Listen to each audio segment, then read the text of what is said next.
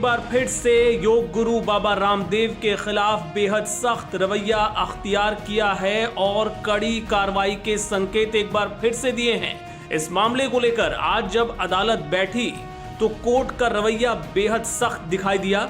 उन्होंने आचार्य बालकृष्ण और बाबा रामदेव की ओर से दाखिल किए गए माफीनामे को सिरे से खारिज कर दिया। सुप्रीम कोर्ट ने सख्त लहजे में कहा कि हम अंधे नहीं हैं, हम सब कुछ देख और समझ रहे हैं। अदालत ने बाबा रामदेव और पतंजलि की ओर से जो दूसरा एफिडेविट दायर किया गया था उसको खारिज कर दिया और साफ कहा कि अब आपको अवमानना की कार्रवाई के लिए तैयार रहना होगा। अदालत ने कहा कि आपकी बात से हम सहमत नहीं हैं, आपकी माफी को खारिज किया जाता है। इस पर सीनियर अधिवक्ता मुकुल रोहतगी ने बाबा रामदेव और पतंजलि का पक्ष रखते हुए कहा कि हमें 10 दिन का वक्त और दीजिए, अगली सुनवाई पर इस पर हम बात करेंगे। आपको बता दें कि रामदेव पहले भी इस मामले में माफी मांग चुके हैं और कोर्ट ने उसे भी खारिज कर दिया था।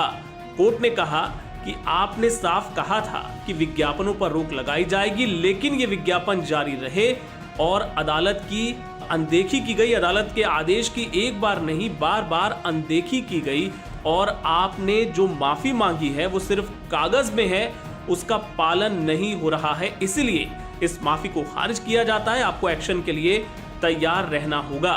इसके अलावा एक और बड़ा झूठ जो पतंजलि की तरफ से बोला गया था, सुप्रीम कोर्ट ने उसे पकड़ लिया। मामला यह था कि पतंजलि के एमडी और बाबा रामदेव ने विदेश यात्रा के झूठे दावे करके कोर्ट के सामने व्यक्तिगत रूप से पेश होने से बचने की कोशिश की थी। सुप्रीम कोर्ट ने कहा कि 30 मार्च को जो हलफनामा दिया गया उसमें 31 मार्च की तारीख वाली फ्लाइट की टिकट लगाई गई थी। यानी 30 मार्च को हलफनामा, 31 मार्च की फ्लाइट की टिकट लगाई गई, यानी झूठ बोला गया।